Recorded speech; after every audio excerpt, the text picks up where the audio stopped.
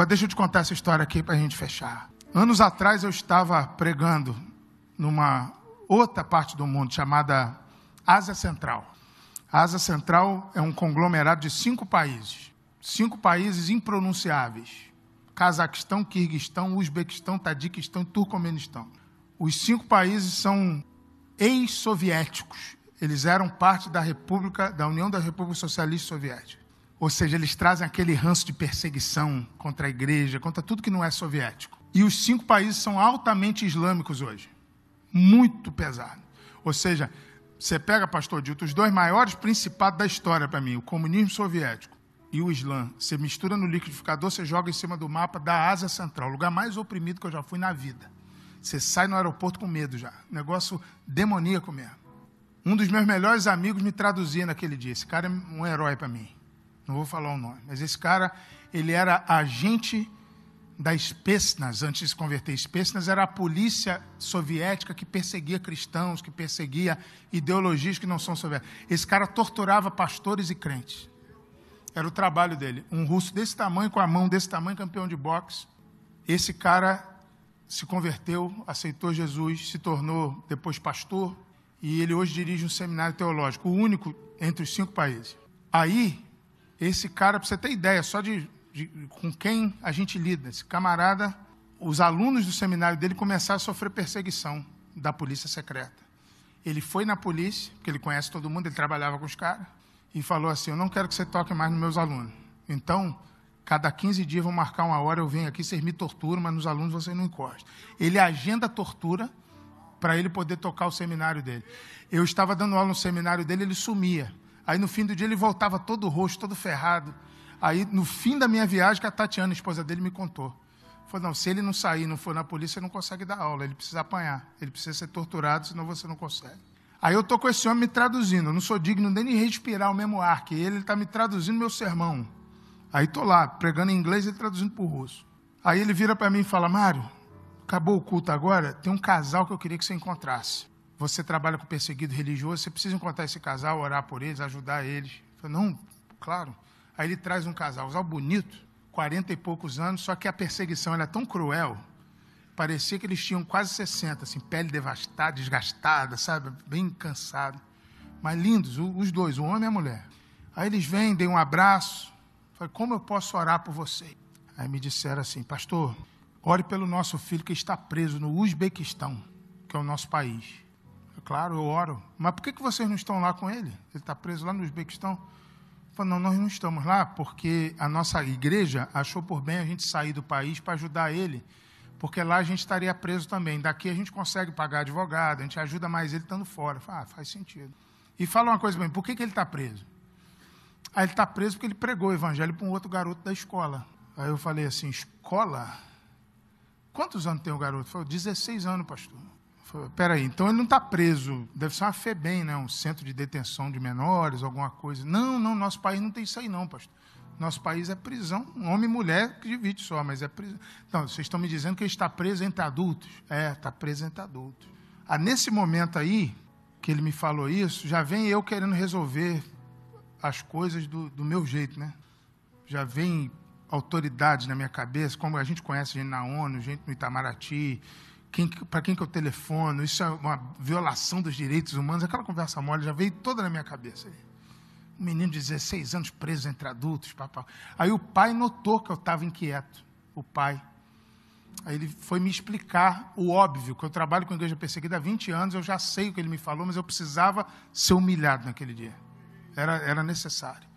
Aí ele falou assim: pastor, eu estou vendo que o senhor está inquieto, deixa eu te explicar uma coisa. Em países como o nosso, a maioria dos países islâmicos, alguém se converter do Islã para uma outra religião, principalmente o cristianismo, configura crime de blasfêmia passível de pena de morte. Então, o que isso quer dizer? O meu filho pregou o evangelho para um outro garoto de 16 anos na escola. Esse garoto se converteu, ele foi fuzilado no dia seguinte. Não tinha pena para quem prega, só para quem se converte. Então, meu filho foi para a cadeia. Entendeu, pastor? Não sei se vocês entenderam, mas basicamente tudo que ele me disse se resume a uma frase: a gente está no lucro, eu não sei porque que você está reclamando ainda.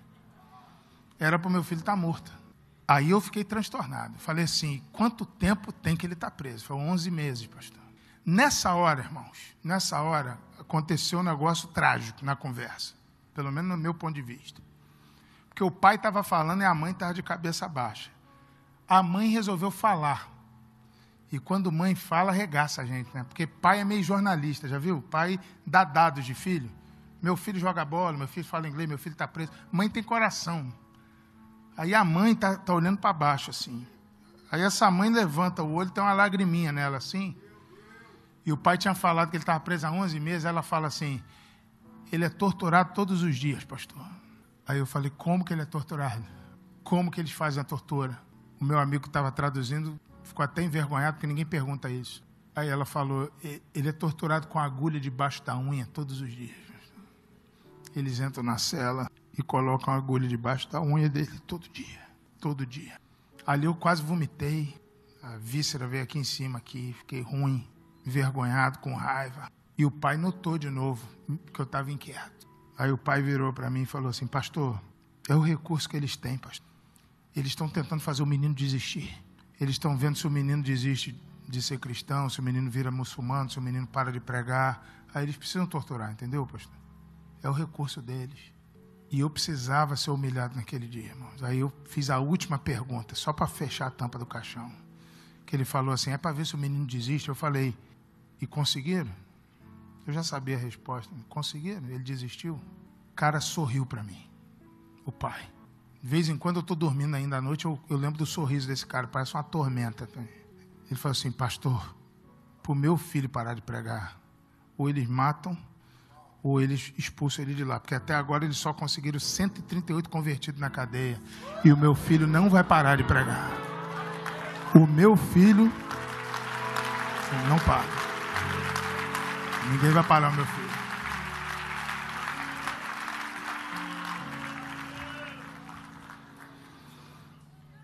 No meu coração, irmãos, a ansiedade de uma mãe pensando todo dia num outro país, que o menino dela, de 16 anos, está sendo torturado.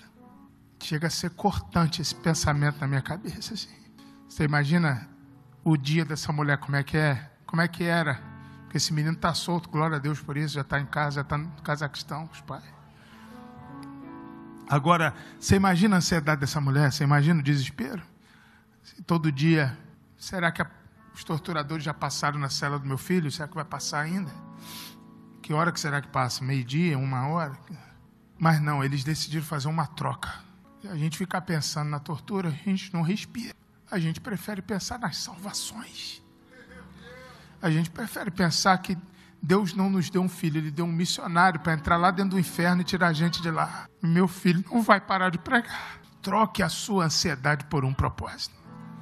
Irmãos, eu resolvi passar esse vídeo porque aqui está um contraste. E é importante que nós possamos ver esse contraste. Aqui está o contraste do evangelho brasileiro, do nosso país, e o evangelho verdadeiro. Esse evangelho que ele relatou do filho e dos pais é o evangelho verdadeiro. E nós estamos acostumados com esse evangelho que um pastor ficou cheio de conhecimento, com a cabeça, não, vou para a ONU, vou não sei para onde. Um pastor, quem que precisava de oração mesmo? Era o casal ou era o pastor que precisava de oração? Gente, nós estamos vivendo esse evangelho medíocre, que no final aplaudiram. O que eles aplaudiram? Era para estar todo mundo de joelhos chorando, desesperado, meu Deus, eu não sei o que é o evangelho. Nós estamos vivendo esses dias, esse é o evangelho brasileiro. Esse é o evangelho da posse. Não é o evangelho do meu coração. Há um preço que tiraram esse preço. Você não precisa mais pagar. Eles confundiram o preço que Jesus pagou na cruz pelos pecados com o preço de eu carregar a minha cruz. A minha cruz sou eu que carrego. O dos pecados, sim, eu não tenho o que fazer. Confundiram, há um novo evangelho por aí, que Paulo diz assim, ó, esse não é o evangelho de Cristo. Seja maldito. Gente, eu fiquei chocado com esta realidade do evangelho que nós estamos aqui recebendo. E sabe o que acontece? Os novos convertidos chegam e eles aprendem esse evangelho aí, ó. Sabe quem que é o culpado? Eu e você. Pessoas estão indo para o inferno dentro das igrejas por causa de mim e de você, que não prega mais o evangelho verdadeiro. O evangelho verdadeiro tem um preço lá, cutucar todo dia as unhas. E ele pregando o evangelho, ganhando almas lá, um menino de 16 anos. E os pais felizes, porque ele não tinha sido morto. Que evangelho você conhece? O que você conhece do evangelho? Gente, nós não conhecemos o evangelho de Cristo. O evangelho de Cristo está tudo aí escrito na Bíblia. Está tudo aí. Mas nós estamos cheios de filosofias, cheios de teologias, que não cabe mais o evangelho verdadeiro. Esse que há um preço porque tiraram. Dizem que Jesus levou o preço sim dos pecados, nós não temos o que fazer. Mas da nossa cruz, cada um carrega a sua. Cada um carrega a sua. Não adianta querer se esconder. A culpa é nossa, a culpa é sua. A culpa é minha. É por isso que está nessa situação o evangelho brasileiro. É por isso que está nessa situação. Sabe por quê? O evangelho brasileiro não é o de Cristo. Não é o de Cristo. Infelizmente. Então, irmãos, pessoas cheias de conhecimento. Sabe o que me chamou a atenção? Esse pastor Mário, né? É um pastor que precisava de oração. Mas o que mais me chamou a atenção, gente, ele reconheceu o erro, ele se envergonhou. O que acontece é que quando muitas vezes nós somos confrontados com os nossos erros, nós não reconhecemos e achamos que é isso? Eu tô nadando de braçada. Não reconhecemos. Tá bom demais, o que eu faço para Cristo já tá bom demais. Para quê? Essa loucura? Para quê? Esse fanatismo? Gente, fanatismo. Estamos perdidos. Só nós não sabemos. Agora, se for para a Bíblia, aí nós ficamos sabendo. Aí nós vamos ficar sabendo que estamos perdidinhos e não temos noção. Não temos noção da lamaçal que nós estamos. Da miséria que nós estamos vivendo, gente. Esse não é o evangelho de Cristo. O evangelho de Cristo é muito mais profundo. Estamos vivendo apenas uma religião. Mudamos de religião. Agora nós somos gospel. Que vergonha. Fiquei feliz de ouvir o pastor Mário falar, eu me envergonhei, eu precisava ser envergonhado. E precisava mesmo. Eu fui envergonhado ouvindo. Eu fiquei com vergonha. Eu não posso dizer que eu não faço parte, eu faço parte. Eu faço parte dessa mediocridade que está o evangelho de Cristo. E eu me envergonhei, só que eu tenho uma decisão no meu coração. Essa é a minha decisão. Eu vou pregar o evangelho de Cristo. Doa a quem doer. Fique quem quiser, quem não quiser não tem problema. O que eu posso fazer? Mas que eu vou falar do evangelho de Cristo, a verdade do evangelho de Cristo, eu vou falar a verdade de Cristo. Ontem nós falamos aqui, na escola bíblica, foi debatido, né? Por que Paulo era um perseguidor, foi um perseguido, por que ele sofreu tanto tal? Porque, gente, sabe o que está acontecendo hoje? Os cristãos não têm mais experiência com Cristo. A diferença na vida de Paulo foi a experiência que ele teve com Cristo. Essa foi a diferença. Os cristãos não têm mais isso, eles são gospel só. Vai na igreja, canta, né, tal, mas não ora, não jejua, não busca Deus, não busca dons, não quer intimidade com Deus. Já está bom essa mediocridade que está. Eu já estou melhor do que muitos, já estou indo para a igreja, já está bom demais. Não está, não. Não está bom assim, não. Tá horrível. Nós estamos acabando com o evangelho de Cristo. Infelizmente, nós, gospel, estamos acabando com o evangelho de Cristo. Não pense você que o que nós estamos vivendo, o evangelho brasileiro aqui, o que nós estamos vivendo, não é o evangelho de Cristo, gente, não é. E eu me dói, porque eu faço parte, eu estou no meio. Eu não vou sair do meio, mas eu vou lutar com todas as minhas forças. Eu abri mão da minha vida para pregar o evangelho de Cristo. Eu não me conformo com isso que está acontecendo no meio da igreja. Eu não me conformo com irmãos conformados com isso. Eu não me conformo. Que Deus tenha misericórdia de nós, irmãos. Que Deus tenha misericórdia. Não é assim que é para viver, irmãos. Não é assim. É muito mais profundo. Nós precisamos melhorar, nós precisamos entender, nós precisamos estudar a palavra para saber que estamos errados.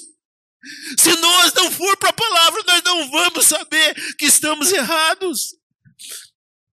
E as pessoas estão dizendo que nós estamos certos. E nós não estamos. Estamos errados. Errando na essência, no principal. E o dia que o Senhor voltar, muitos vão pensar que vão subir e não vão. Porque erraram. Erraram na essência. E não pode. O evangelho de Cristo não pode ser corrompido, irmãos. O evangelho de Cristo não pode ser essa facilidade que estamos vivendo, não. É muito mais profundo. Irmãos, me dói o coração. Mas eu precisava ouvir isso hoje. Eu precisava. Isso me remexeu aqui dentro tanto que está me doendo tanto que vocês não fazem ideia. Então nós precisamos, gente, tomar uma posição. E a nossa posição por Cristo precisa ser muito mais profundo do que o que nós estamos vivendo. Vamos voltar. Vamos voltar para a palavra. Vamos voltar para os princípios de Deus. Vamos lutar pela igreja de Cristo. Não vamos desistir, não. Ainda que a gente fique sozinho. Porque muitas vezes a gente fica sozinho, isolado. As pessoas não querem ouvir. Terão comichão no ouvido, já está escrito. De ouvir coisas que agradam o coração. E se o que agrada o coração não for os princípios de Deus, a palavra de Deus, eu não tenho o que falar. Então nós precisamos, gente, de um renovo. Nós precisamos de uma busca mais intensa. Estamos muito sabichões, sabemos muita coisa, mas não temos experiência nenhuma. Hoje, gente, a juventude aí, sabe quem que está ditando a doutrina para essa juventude? YouTubers. Uma molecada que não tem experiência nenhuma com Deus, fala gíria, e ali, essa que a galera gosta. Gente, para com isso. Estamos cheios de... olha que bonito que falou. Falou massa, falou galera, falou não sei o quê. E é isso que atrai? É isso que atrai mesmo. Não sabem nada de palavra, não tem experiência nenhuma de profundidade com Deus, mas estão ditando doutrinas. Porque nós estamos falhando, gente. A falha é nossa. Ensina seu filho lá na sua casa os princípios da palavra. Faça culto com eles. Põe desenhos bíblicos para eles. Está cheio de desenhos bíblicos. Eu baixei um monte. Eu baixei um monte, falei para o Ju e para o Rafa, passar para o Arthur, eles têm lá na casa deles, passa direto vídeos de desenhos bíblicos. Ensine a criança. Ensine a criança. Que ainda quando for velho não vai se desviar deles. Mas sabe o que acontece?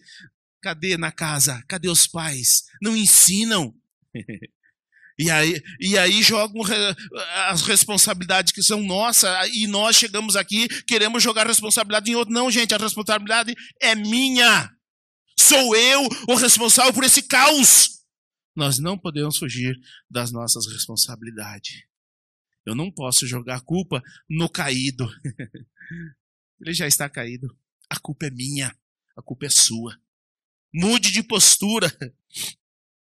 Assuma as suas responsabilidades. Então, que aqueles que estão chegando, que eles possam ter uma visão saudável do que é o evangelho, sabe, vendo quem? Você. Vendo a mim. O problema é que nós não queremos ser exemplo.